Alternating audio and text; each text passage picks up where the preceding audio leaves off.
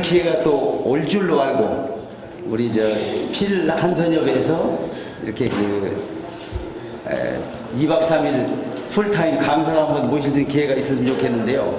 특별히 성령님의 인도하심에 민감하게 반응하면서 사역을 하든 비즈니스를 하든 하나님께서 그 다음에는 책임져 주신다는 내용들을 비즈니스와 영성에 관한 관계들을 말씀해 주셨고요. 그리고 우리 이기만 선교사님은 아주 명확하게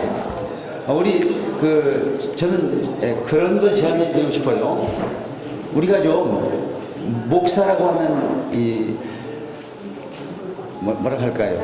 직함을 좀 내려놓고 솔직하게 우리 자녀도 길러야 되고요. 또 시집 장가도 보내야 되고요. 또 현실적인 문제로 앞으로 은퇴해서 노후도 살아야 되고 하는 측면에서 정말 어떻게 해야 현재의 교착된 상태들을 교회에 의존하지 않고도 실제적인 자립을 이뤄낼 수 있는가 하는 부분들에 대해서 말씀해 주신 것 같아요. 이 부분들에 네 분의 강사님들에 대해서 질문하실 분들이 있으면 손을 들어서 질문을 하시도록 그렇게 하겠습니다. 없으면 내려갑니다.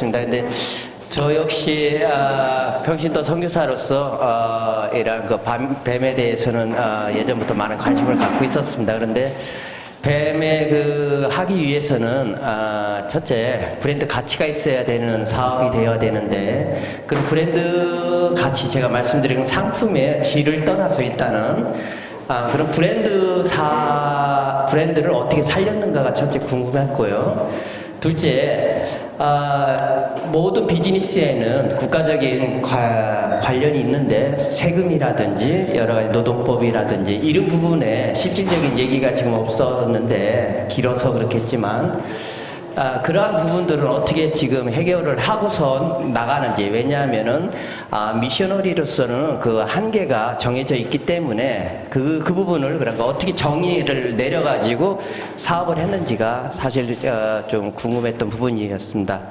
첫째, 상품의 개발은 누구나 할 수 있는 거지만 브랜드의 가치를 만들어내기 위해서 어떠한 노력을 하셨는지, 아니면은 브랜드를 갖고 있는, 그러니까 아까 얘기한 본죽이라든지 여러 가지 회사에서 갖고 있는 브랜드를 그냥 갖고 오신 건지, 아니면 본인 나름대로 어떤 브랜드를 창출해내는 건지.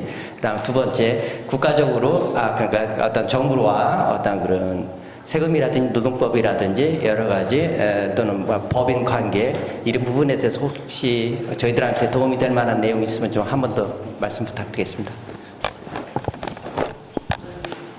말씀을 드리면 저희 회사 같은 경우만 제가 일단 말씀을 드리겠습니다. 저희도 작년 17년도 18년도군요. 예, 18년도 전체에 우리가 부가세 같은 경우가 지금 1억 8천 정도를 지불을 했더라고요. 그러니까 많이 지불한 거죠. 실질적으로 봤을 때는 매출액이 약 한 전체 1년 예산으로 봤을 때 무과세 10%로 따져보면 약 한 18억에서 약 한 23억 정도가 매출이 되었다고 볼 수가 있는 것이고, 저희들 같은 경우는 철저하게 카드로 다 하기 때문에 포스로, 저희들이 이제 요식업이기 때문에 현찰이라든지 이런 걸로 하지 않고요. 저희들은 다 그냥 포스로 결정하기 때문에 10%의 부가세가 정확하게 때려집니다. 그리고 현찰로 들어오는 것도 좀 빼고 이렇게 합쳐서 또 저희들이 다시 부가세를 돌려받는 부가세 내용들을 제외하니까 실질적으로 전체 매출액은 약 한 23억 정도 되었다라고 볼 수가 있겠더라고요. 그리고 사회보험을 내고 있는 저희들 직원이 지금 현재 약 52명 정도가 됩니다. 각 매장마다 평균적으로 한 8명 정도의 직원들이 있고요. 4대 보험을 다 내주고 있기 때문에 얘들이 이 일들을 통해서 가난하고 힘들었던 아이들이 가정에 아무것도 해줄 수 없었는데 사회보험을 지불해주기 때문에 그들이 은행권이라든지 국가로부터 그들도 재정적인 일들을 또 받을 수 있고 또 할 수 있는 그런 좋은 기회의 장으로 되어지고 있는 그런 상황입니다. 저희들은 그런 상황이고, 또 아까 하나가 좀 전에 대한 답이 네. 이게 아니라 그 회사를 법인으로 아, 네네. 법인들은 예, 저희들 몽골 같은 경우는 10만 불이 이렇게 들어가야 됩니다. 근데 제가 10년 전에 13년 전에 만들었는데요. 그때는 제가 비즈니스 하려고 만든 게 아니고 비자가 필요했었어요, 그냥. 그래서 그때는 200만 원 하니까 만들어 주셨어요. 지금 200만 원짜리가 지금 1년에 이제 20억 정도를 매출을 올리는 회사가 되는 그런 상황이 된 거죠. 근데 지금 현재 만약에 들어올 때는 지금 저와 같이 사역하고 있는 얼마 전에 우리 금 선교사님이 계시는데 이분 같은 경우는 저희들 회사에서 10만 불을 잠깐 빼서 일시적으로 빼서 다시 투자를 시키고 그 재정을 다시 저희 회사로 다시 회수하는 그렇게 해서 법인을 정상적으로 만들어 드렸고 필리핀에는 3대2, 60대 4, 60대 4라는 그런 게 있는데 몽골에는 100% 외국인 자본이 가능합니다. 그래서 예를 들면 여러분들처럼 고민하고 있는 여러 가지 고민들이 있을 수 있는데 저희들 같은 경우는 고민이 없어요. 예를 들면 가맹점이 있다라고 했을 때에 가맹점 점주가 우리로 말하면 바지 사장이죠. 제 동의 없이 뭐 아무것도 할 수 없고요. 100% 제가 가지고 있기 때문에 제가 그냥 오늘 내일부터 이 사람을 자른다 하면 그냥 국가에 신고하면 언제든 자르고 다른 사람을 세울 수 있는 그런 구조로 되어져 있는 그런 구조가 몽골의 구조입니다. 다른 구조는 제가 잘 모르겠고요. 네. 두 개를 다 써야 되나요? 그 필리핀 같은 경우에 너무 잘하시잖아요. 굉장히 외국인들이 기업을 하기 너무 힘든 그런 상황이고 소매업 같은 경우는 외국인은 불가능하기 때문에 전부 다 그 다른 방법들을 사용을 하시는데 저희가 이제 이 그림을 잘 디자인해야 될 것 같아요. 예를 들어서 이게 현지 사람들을 자립을 시키는 그런 형태의 인큐베이팅이냐 아니면 우리가 사업도 열심히 잘해서 우리가 선교사님들의 자립이라든지 이 부분까지 풀어가는 이러한 부분이냐에 따라서 그건 달라질 수 있을 거라고 생각을 하고요. 어떻든 법은 이 필리핀 같은 경우 굉장히 스트릭하게 지내고 얼마 전에 뭐 단속이라든지 굉장히 심했잖아요. 이런 것에 있어서 준비를 철저히 해야 된다고 저는 생각을 합니다. 그것이 아니었을 때 또 우리가 믿는다고 하지만 뭐 어려웠던 일들을 많이 경험하시잖아요, 현장에서. 그렇기 때문에 철저하게 법적인 그런 부분들을 누구를 대표로 할 것이며 이 사진을 어떻게 구상할 것이며 이것은 철저하게 법적 테두리 안에서 진행해야 될 것 같고요. 사실 앞에서 먼저 말씀하셨던 브랜드에 대한 부분들은 굉장히 필리핀에서 중요하다고 저는 생각을 합니다. 필리핀은 브랜드가 없으면 장사가 안 되는 그런 나라입니다. 굉장히 그게 강하기 때문에요. 아까 우리 이기만 선교사님께서 좋은 아이디어들 많이 주셨는데 필리핀은 그러한 것들이 이미 너무 파퓰러하게 진행되고 있지 않습니까?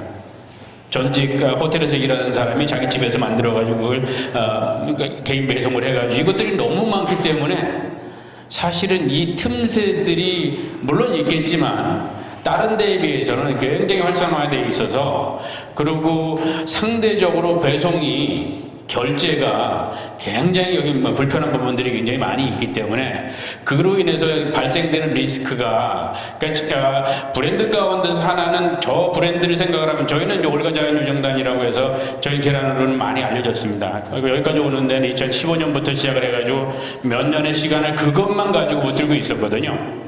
그리고 문제가 있을 때는 제품을 중단을 하기도 하고요. 저희가 새로 나온 유기농 제품이 있을 때는 그분을 먼저 우선으로 한번 드셔보도록 모니터링을 한다든지 이런 고객 관리 이런 부분을 통해서 브랜드 이미지를 상당히 높여놓은 다음에 그 다음에 저기 제품은 유기농이야.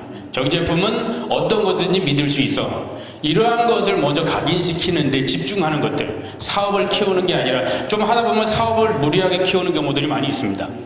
지금 뭐 개인 배송을 통해서 하시는 분 많이 계시잖아요. 뭐 톡에 너무 많이 올라오는데 이런 분들 가운데 자기가 감당할 캐파가 안 됨에도 불구하고 키워가지고 그냥 무너지는 경우들도 굉장히 많이 있거든요. 그래서 그러한 것들을 차근차근 준비를 하게 되면 그것을 가지고서 시험을 돌려보고 브랜드를 이미 좀 강화를 시켜놓은 다음에 그것을 법적인 토대까지도 이제 연계할 수 있는 그런 방향으로 가는 것들이 좋지 않겠나 하는 그런 개인적인 저희 경험들입니다. 예, 고맙습니다. 질문을 던지고 싶습니다. 그 동방정교회가 예? 예, 동방 기독교가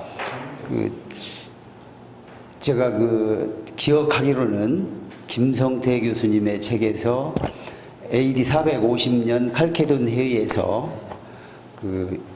이단으로 정제가 되었기 때문에 서방 교회사 입장에서 동방교회에 대해서 완전히 기록을 못하게 했기 때문에 그동안 사라졌다라는 논문을 읽은 적이 있어요.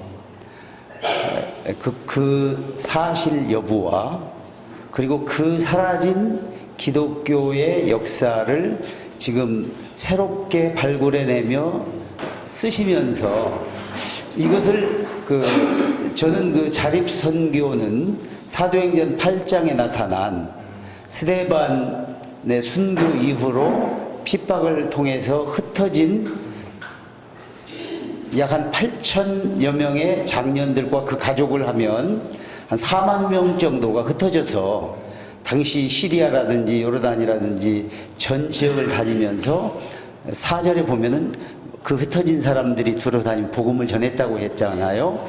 그래서 여기에서 풀뿌리 혹은 전문인 자립선교를 보았고 또 동방교회에서 자립선교의 모델을 보았는데 목사님께서 지금까지 다니시면서 자료를 수집했고 거기에로부터 현대 자립선교에 원용할 수 있는 부분들은 무엇이었는지 잠깐 말씀해 주시면 감사하겠습니다.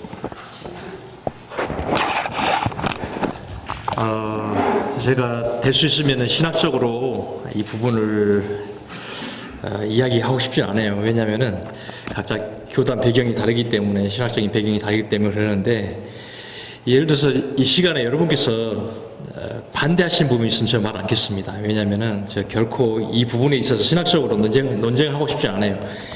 굳이 여러분께서 듣고 싶다면 제가 잠깐 동안 간략하게 논쟁이 된 요지를 이야기하겠습니다. 그러나 저도 역시 역사신학을 전공했고 가르치고 있기 때문에 그거에 대한 제 책임도 있습니다. 역사신학자로서의 책임이 있습니다. 그게 우리가 고대 것을 만지지 못했다는 그 책임이 있습니다. 그러나 오늘 제가 이 시간을 위해서 제 개인적으로 굳이 하겠다면은요 451년이 아니고 431년입니다. 에베소의 공회입니다. 에베소 공회. 그래서 키릴이 네스티우스를 정죄했습니다. 그래서 이제 도적 회의를 통해서 했는데 여러분 그 당시에 어떠한 신학으로 네스티루스를 정죄했냐? 그것이 바로 저의 초점입니다. 그 당시에 키릴은 알렉산드리아 학파입니다. 알렉산드리아. 그러니까 이미 알렉산드는 히랍 철학에 이미 물들어 있는 그러한 집단이죠. 오늘날의 캐톨릭입니다. 그래서 캐톨릭적인 신학의 입장에서 네스토리우스를 이단시켰습니다. 근데 이 부분을 지금까지 우리 개신교에서는 어느 누구도 손을 대지 않고 있습니다. 그냥 그때 고대 때 키릴이 했던 그 말을 그대로 지지하고 있는 거예요. 옹호하고 있는 거예요. 이것을 시정해 나가야 됩니다. 저는 중국에서요 지금 거의 20년 동안 이단 사이비종파를 연구하고 있습니다. 출판을 했습니다. 매년마다 이걸 업그레이드 해주는데 어떤 이단은요 다시 정통 기독교로 돌아갑니다. 그래서 몇 년 동안 제가 두고 보고 그래서 다시 제가 수정해 나갑니다. 어떤 복음주의 교회는요 이단으로도 넘어갑니다. 당연히 수정해야죠. 이제 저는 이렇게 지금 날마다 피를 말리게 이렇게 이제 문서 작업하고 연구하고 있습니다. 고대에 굳이 이야기한다면요 캐톨릭 신학 입장에서 이단됐습니다. 그런데 참 공교롭게 20년 후에 키릴이 451년에 칼커톤 회의에서 이단으로 정죄를 받습니다. 오히려. 그리고 하필이면 그때 네스토리우스가 이집트에서 사막에서 사망합니다. 그 소식을 듣지 못하고 안타까운 역사적인 그런 교회사의 그런 스토리죠. 신학적인 논쟁에서 뭐 더한 것도 있습니다. 우리 이제 네스토리우스는 위로 올라가면은 안디옥 학파입니다. 안디옥 학파. 그래서 바울하고 또 직결됩니다. 그 신학이. 그래서 이제 그 네스토리우스의 가장 중심적인 것은 그리스도의 양성론을 주장했습니다. 신성과 인성을. 그리고 크리스토코스를 지지했습니다. 크리스토코스, 그리스도의 어머니 마리아에 대해서. 그러나 키릴은 데오토코스, 하나님의 어머니라. 말이 안 되는 이야기잖아요. 근데 아직까지 우리 신앙에서는, 우리 개신교에서는 이것을 전혀 시정하지 않고 지금 그 당시에 그 논지를 가지고 지금 이단시키는 거예요. 예, 여기까지만 이야기하려고 합니다. 예. 그래서 저 나름대로 이 정의가 있고요. 그리고 저 이번에 책에 제가 정말 몇 년 동안 계속 찾았습니다. 제 이 입장에서는 이게 지금 실마리가 풀리지 않아요. 그래서 되셨으면 기독교 우리 교회사에서 가장 영향 있는 사람이 이 부분을 좀 풀어줘야 되는데, 다행스럽게 작년에 제가 독일에 있는 후배를 통해서 1539년 마르틴 루터가 네스토리에서 언급한 한 챕터 한 부분이 있습니다. 한 부분. 거기에 네스토리스는 정확히 이단이 아니라고. 그래서 이번에 책에 나옵니다. 예, 그래서 저는 이걸 가지고 근거로 해서 지금 계속 이야기를 만들어가고 있습니다. 그들의 자립선교회 대학 가운데 우리 현대 원용할 수 있는 참 안타깝습니다. 지금 저희들 상황하고 너무나 그냥 현실주의로 이렇게 해왔기 때문에 매번 그들이 좀 사역적으로 꽃을 피웠어요. 그리고 나서 얼마 못 돼서 캐톨릭 사람들이 와가지고 바티칸이 와서 해방을 놓습니다. 매번 그렇습니다. 이 걸프만 쪽에 중동 동방 기독교 사회에서 보면요, 최후의 캐톨릭이 와서 해방을 놓습니다. 이 중국에서도 해방 났고요, 몽골에서도 해방 났습니다. 원나라 때 아시죠? 우리 몽골 선교사님. 예, 원나라 때 징기스칸 이후에, 징기스칸 전에 굉장한 부흥을 왔는데 그 자리에 동방 기독교 자리는 싹 없어지고 캐톨릭이 다 들어왔습니다. 예, 중국도 마찬가지고. 여러분께서 그래서 이것들을 좀 판단하시고 넓은 안목으로 우리가 정말 이런 선교적인 자립선교에 대한 모든 이 전략이라든지 이런 것들을 정말 좀 심도 있게 우리가 좀 계산하고 진행해 나갔으면 좋겠습니다. 그냥 우리의 이 시대로 끝낼 일이 아닙니다. 영원한 캐톨릭과의 싸움입니다. 아시잖아요. 예수의 가장 일본 타깃이 바로 우리 기독교입니다. 우리는 그들의 이단이라고 그들은 공공연하게 이야기하고 다닙니다. 여기에 대비하지 않으면요, 우리는 항상 수사임에서 밀릴 수밖에 없는 지금 상황입니다. 이상 하시겠습니다. 저는 김용모 선교사라고 합니다. 제가 다른 분들이 질문이 없어가지고 제가 간단하고 질문이 될 수 있는지 어쩐지 잘 모르겠습니다. 왜냐하면 강의를 들으면서 자립 선교에 대한 강의 비슷한 거나 이런 거를 많이 들어보고 오늘도 기대를 많이 하고 왔습니다, 사실상. 그리고 여기 제가 이렇게 오신 분들을 이렇게 면모를 보시면은 그렇죠, 이 자립 선교를 하려는 의지를 가지고 오셨다고 저는 생각을 하고 또 그런 마음을 갖고 있을 거라고 생각하는데, 제가 강의를 듣는 중에 느낀 점이 하나 있다면은 스케일이 너무 커가지고 우리에게 안 와닿는 부분이 너무 많지 않은가, 저희가 느낀 바는 그래가지고요, 너무 스케일이 큰 거예요. 그래서 여기서 저희들이 이제 조그만 사업을 이렇게 하려고 마음 먹고 이랬던 사람들은 작게 무슨 하다못해 마사지샵이라든가 식당을 레스토랑을 한다든가 카페를 한다, 그런 거 하나 하기에도 우리에겐 너무너무 벅차가지고 몇 천만 원이 든다는데 우리 시드머니가 없어야 된다고 그런 말도 있고 여러 가지가 너무 복잡하고 원론적이고 성령님의 인도를 받아야 된다, 이 전부를 종합해보면은 저희들에게 너무나 복잡하기만 하고 결론적인 어떤 액션을 취할 수 있는 것들을 만들어내기가 너무 어려운 것 같아요. 그래서 저는 의견이라면 의견이지만은 저 같은 분들이 많이 있는지 없는지는 잘 모르겠습니다. 하지만은 지금 선교사들이 마지막에 자립선교를 지금 하려고 꿈꾸는 거는 돈이 많아서도 아니고요, 또 무슨 인맥이나 무슨 기술이나 뭐가 있는 것도 아니고 아무것도 없는 상태에서 무슨 길이 없을까 하고 여기 왔다고 저는 생각을 합니다.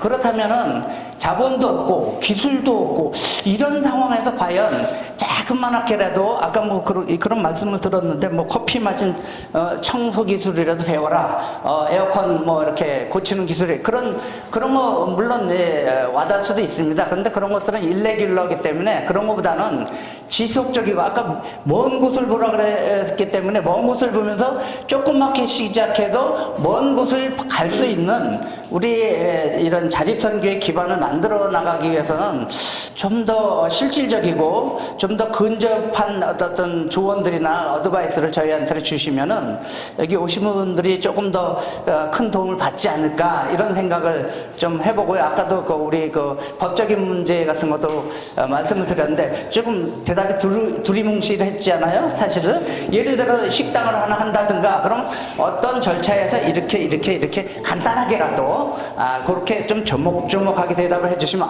그렇구나, 이런 업종은 이렇고 어떤 업종은 투자 비용이 이 정도 든다, 뭐 이런 거를 좀 상세하게 좀 말씀을 해주시면 저희들이 목회자들이나 선교사들은 비즈니스의 감각도 없고 아무것도 없는 사람들이기 때문에 무턱대고 덤벼들어요. 양계장 잘 된다 그러면 시작해가지고 망하고요. 그거 아니었구나, 야 카페가 잘 된다라 그럼 거기다 1,000만 원 또 투자해 또 망해요. 지금 이거 하신 분들이요, 저도 4번 망했는데요. 물론 뭐 조그맣게 해서 큰 돈은 날리지는 않았습니다만은 뭐 양계장 한다는 망하고 뭐 돼지 키워서 망하고 무슨 뭐 분식집 해서 망하고 맨날 망하다 판나요. 왜냐하면은 우리가 누가 아까 우리 말씀 같이 나누셨는데 올인할 수도 없고 선교도 해야 되고 할 일도 많고 세미나도 많죠. 엄청나게 많은데 이게 도대체 뭘 어떻게 해야 될지 감도 안 오고 그러는데 좀 더 디테일하게, 좀 더 접근성 있게, 좀 더 사이즈도 너무 아까 왜 안 놀라는 줄 아시죠? 우린 감이 없어요. 한 500만 원, 200만 원 차라리 그러겠는데 뭐 수십억 남 얘기로 들리기 때문에 지금 세미나가 남 얘기하는 게 아니라 우리들의 문제를 해결했으면 좋겠다는 마음으로 왔기 때문에 남 얘기를 안 하고 우리의 얘기를 해줬으면 좋겠다는 그런 바람이 있습니다. 큰 것만 얘기해서 그랬어요. 그래도 있는 대로 이렇게 한 겁니다. 이번 선교를 하면서 많은 선교사들이 왔습니다. 그런데 이제 두 분만 얘기를 하려고 하는데 젊은 분이에요. 그런데 선교사님이 와가지고 에어컨을 뭐 할 수 있냐 그러니까 자기가 기도하는 거하고 에어컨 고치는 것을 할 수 있대요. 뭐 하려고 그러냐니까 뭐 여기서 에어컨을 좀 고쳐가지고 사업을 일으켜 보겠다고 그래요. 아무것도 안 가져왔어요. 진짜 맨몸만 왔어요. 교회에서 먹고 자고 한 6개월 했어요. 그리고 광고지에다가 광고를 있잖아요. 여기 교포 광고.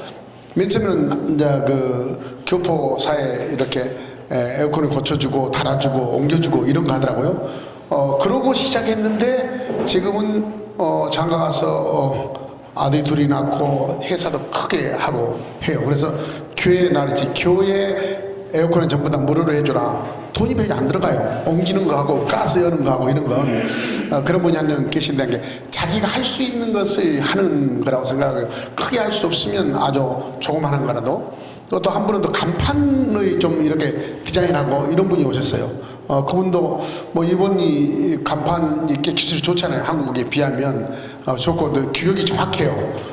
그런데 한다고 그래서 그럼 어렵지 않을까? 에어컨하고는 다르잖아요. 에어컨 옮겨가서 달아가지고 찬바람만 나오면 되지만은 간판은 여러 가지 디자인이나 시스템이 다르니까. 그런데 그 친구도 지금은 간판 회사를 하고 있어요. 간판을 잘하고 있는데 직원들까지 다 두고 하고 있는데 제가 이런 말 하면 큰 것도 있고 이 목사님처럼 이 목사님은 큰 것도 있고 절대 봉지공장을 하지 마십시오. 봉지공장을 하지 말고 절대 실패도 있고 성공도 있지만 목사님 말씀하신 대로 성사님 말씀하신 대로 할 수 없는 거에 하는 게 아니고 자기가 적어도 할 수 있는 것, 자기 용량에 맞는 것, 자기 용량에 맞는 것을 하면 큰 문제가 없지 않겠느냐. 여러분 집에서 음식을 김밥을 말아서 이제 판다든지 저 할 수 없으면 걸어도 할 수 있는 이제 일본 같은 데는 이제 김밥을 말아서 파는 것도 있고 도시락을 만들어서 파는 사람도 있고 그다음에 김치를 담아서 이렇게 장터 앞에 사람 많은 데서 이렇게 파는 분도 계세요. 그러니까 자본이 많아서 큰 기술이 있어서 크게 하는 것도 중요하지만 맨 처음에는 아주 미미하지만 그렇게 시작하면 실패는 안 하잖아요. 큰 실패는 하지 않겠는가라고 말이 한국말이 잘 서툴어 죄송합니다. 좀 아울러서 아마 저는 제가 하고 있는 것들 중에 보니까 강의 내용 중에 선교 자립이라는 개념과 선교사의 일터에 대한 자립의 두 가지로 좀 나누어져 있더라고요. 저는 사실 저는 후원이 없습니다. 그래서 저는 스스로가 자립을 해야 되기 때문에 모사님 염려하는 것처럼 저는 열심히 일을 해서 제가 스스로 먹고 살아야 되고 자녀를 키워야 되고 또 선교해야 되는 그런 상황이기 때문에 저는 사업적인 부분들이 더 많이 있어요.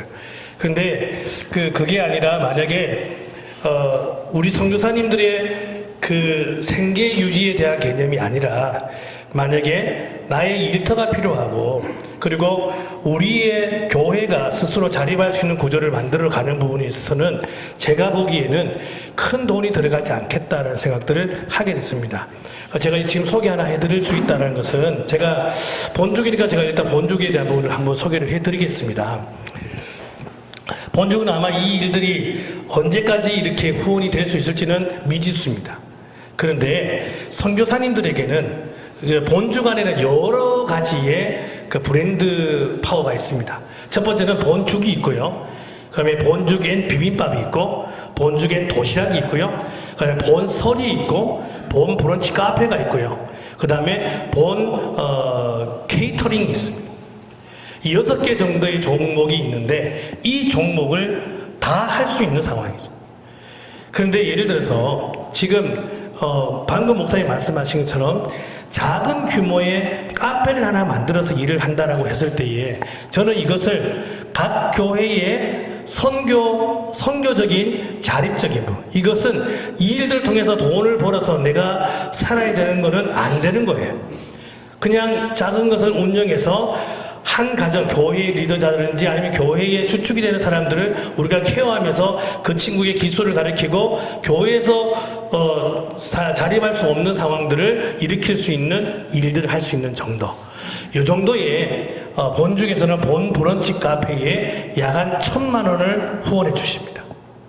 이 1,000만 원 후원 안에 기본적인 카페 기구와 그리고 메뉴와 그리고 여기 필리핀 같으면 필리핀에서 맞는 메뉴를 만들어서 개인 카페를 만든다고 한다면 저는 그것을 통해서 카페가 큰 수익을 일으킬 수는 없겠지만 선교사님의 관리 가운데서 그 일들을 만들어내면 적어도 한 가정과 그리고 2-3명의 교회의 아이들의 자립할 수 있는 부분들까지는 가능하다 라는 부분들을 제가 말씀을 드리고 지원도 얼마든지 가능하다라는 것들을 말씀해 드립니다. 그런데 이것이 선교사님에게만 지원되어지는 것이 아니고 1차적으로는 선교사님에게 지원되어지지만 그 선교사님이 추천을 하게 되면은 현지 교회의 상황들도 동일하게 적용을 해주십니다. 아마 본죽에서 이것이 그 재정을 후원하는 재정이 다 떨어진다면 아마 또다시 상황이 바뀌어질 것이라고 저는 알고 있습니다. 하지만 지금 현재로서는 그렇고요. 그래서 저희들은 지금 어떻게 하고 있느냐면 제가 우리 몽골에 여러 교회가 있는데 아마 조금 이해가 될 수도 있을 거라 생각하는데 몽골 교회에 자립하지 못하는 교회가 많이 있습니다. 이 친구들이 저희들에게 요청을 하면 저희들이 매년 2개의 카페를 오픈해 줍니다. 그래서 지금 현재 저희들 같은 경우는 저희들 쪽으로 본죽이 저를 도운 것처럼 너희들이 우리에게 지원해라. 너희들이 우리에게 지원을 하면 우리가 그 재정을 드리겠다 해서 지금 저희들이 연 2,000만 원을 빼서 지금 2개의 카페들을 매년 오픈하는 걸로 지금 올해부터 시작을 합니다. 그래서 내가 자립 재정이 필요한 것인가를 생각한다면 작은 카페는 힘들 수가 있을 것 같아요. 그런데 이렇게 할 수 있는 내가 나이가 어느 정도 들어서 나의 잡이 있다. 나의 잡을 가지고 내가 선교를 할 수 있는 힘이 있는 젊은 선교사들은 또 다른 선교를 하겠지만 연세가 들으셨을 때에 나의 잡이 있고 그곳에서 들어오는 사람들에게 복음을 전할 수 있는 기회를 있다라면 제 생각에는 조금의 생활비와 그리고 한다라면 저는 한 1,000만 원에서 한 2,000만 원 정도 열심히 일한다면 저는 된다고 생각합니다. 저는 선교사님들에게 꼭 질문을 해요. 열심히 하시렵니까? 출근하시겠습니까? 퇴근하시겠습니까? 그 대부분의 선교사님이 노입니다. 출근 안 하시는 거예요. 마지막 정리해서 돈 계산하고 애들한테 아르바이트비 주고 그렇게 할 마음이 있었습니까? 안 하시려고 하더라고요. 저는 우리가 선교도 해야 되고 시간이 없는 것이 아니고 저는 거기에 대한 열정들을 가지고 일할 준비를 안 했다고 저는 생각합니다. 만약 그런 부분이 있다면 망한 게 아니고 아마 돈의 액수를 저는 더 많이 본 건 아닐까. 그래서 좀 더 생각을 하시면 비즈니스의 경영을 좀 더 배우신다면 어디에 해야 될지 중요한 것 같습니다. 목사님. 내가 있는 지금 본적이 많이 망하고 있거든요. 선교사님들이. 선교사님들이 해서 망한 것이 아니에요. 선교사가 했는데 잘 되고 있는 사람도 있는 거죠. 저 같은 경우는. 근데 왜 망할까요? 망할 곳에 한 것이에요. 지금 망한 것을 보면은 사람도 안 오고요. 대부분 어디냐면 자기가 만들어 놓은 선교센터에 앞에다 카페 그냥 이렇게 조그만 거 하나 놔두고 오면은 커피 나눠주고 하는 것을 이따 보면 사람들이 안 오니까 여기 한 5천만 원 정도 후원해 준다니까 조금 치라고 하면은 좀 더 깨끗해지고 좋아질 텐데 그러면 내가 좀 도와지지 않을까라고 해서 생각해서 하시는 거예요. 그러면 누가 올까요? 여전히 안 와요. 사람들이 다니는 곳에 가셔야 돼요. 그런데 성사는 겁이 나는 거죠. 왜냐하면 내가 월세를 내야 되는데 과연 가능할까? 근데 제가 보기엔요, 한국 기준으로 설명해 드릴게요. 월세 약 한 50만 원에서 100만 원 사이 정도인데 내가 열심히만 하면 저는 절대 망하지 않습니다. 어떤 일을 하더라도. 그래서 조금만 열심히 하시면 저는 될 것으로 봅니다. 그래서 저도 그렇게 시작했습니다. 목사님 4개 망했댔죠? 저는 10개 망했습니다. 정말 많이 망했어요. 여러분, 작은 교회를 하니까 계속 망하더라고요. 계속 망. 그래서 크게 된 거는 얼마 안 됐고요. 처음에 정말 이렇게 그냥 한 3평, 4평 되는 커피에 머신도 없고 그냥 드립 내리고 그렇게 해서 오는 사람들 커피 설명해주고 했더니 부자들이 오더라고요. 아, 좋은 커피를 주는구나. 그 사람들 집에 가서 커피 교육시키고 교육시킬 때 돈 받고 그렇게 해서 또 커피를 내려놓는 커피를 판매하고 그 사람들이 또 입에서 입으로 전달해서 좋은 사람 심지어 국무총리까지 저희 카페에 와서 합니다. 지금은 미국 대사관, 네덜란드 대사관 모든 대사관의 부인들 저희들한테 와서 교육을 받고 있습니다. 처음 시작 끈기 있게 저는 우리 성사님들 제발 그냥 하다가 뭐냐 하면 사실은 후원을 많이 받으셨다 보니까 10,000원, 20,000원을 중요한 걸 잘 모르세요. 정말 10,000원 남은 거 쓰지 말고요. 정말 이거는 법인 거다. 내 돈이 아니다. 정말 하고 그리고 내가 노력했는데 스스로 정하셔야 돼. 나는 월급이 100만 원이다. 못 받았으면 마이너스 100을 하죠. 왜냐? 이 회사는 나중에 분명히 커질 거니까. 저는 지금 3억을 받을 이유가 있습니다. 우리 본죽 법인에. 저는 돈 10원 쓰지 않습니다. 돈 많이 있다 할지라도 쓸 수가 없는 거예요. 법인 회사 거니까. 그런데 제가 매달마다 마이너스 300만 원을 계속 제가 받습니다. 그리고 제가 나갈 때 다 받아 나가려고. 그렇게 생각하고 있어요. 그래서 조그만 거 충분히 하실 수가 있어요. 그리고 우리 자녀들이나 예를 들어서 잘 이용하셔가지고 좀 되면 2호점 내주세요. 우리 성도들에게 내주고 하면 나중에는 관리만 해도 10만 원, 10만 원, 10만 원만 받으면 그때부터는 처음에는 노동자지만 조금만 지나면 사장이 되고요. 조금만 되면 경영자가 됩니다. 그렇게 단계별로 1년, 2년, 3년을 가지고 하시면 목사님 저는 될 거라고 생각합니다. 네.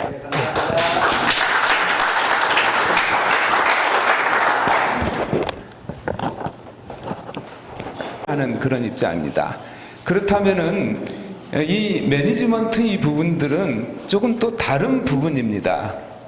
그래서 굳이 따지자면 영적인 그 부분하고 세상적인 그 매니지먼트의 그 부분들 이런 부분들을 같이 잘 해 나가야 되는데 분명히 이런 부분들에 있어서 그 영적인 부분하고 매니지먼트의 그 세상적인 그 부분들이 많은 충돌을 일으킵니다.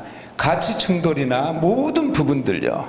이런 부분들을 어떻게 우리 강사분들은 해결하셨는지 정말 뭐 돈이 좋다고 하는데 그걸 뭐 정말 돈이 좋다고 따라다니면은 안 되죠. 그리고 또 그야말로 시간 배분의 문제에 있어서 이렇게 시간을 우리 사역에 있어서 매니지먼트를 그렇게 열심히 하다 보면은 목회를 또 실제적으로 못하면서 세상적인 가치를 이렇게 따라가 버릴 수도 있습니다. 이 둘과의 그 충돌의 지점들을 어떻게 정말 잘 간극들을 메워가면서 결국은 영적인 그 부분들이 우선적인 그 부분으로 하나님 보기에 아름답게 진짜 그 선교적인 그런 부분에서 승리할 수 있는 그런 어떤 원리가 있을까요? 그런 부분들 한번 좀 말씀해 주시면 감사하겠습니다. 께서 나에게 주신 선교 사역과 내가 자립 선교 아니면 말씀하신 대로 내가 선교비 받고 지금 선교사로 왔는데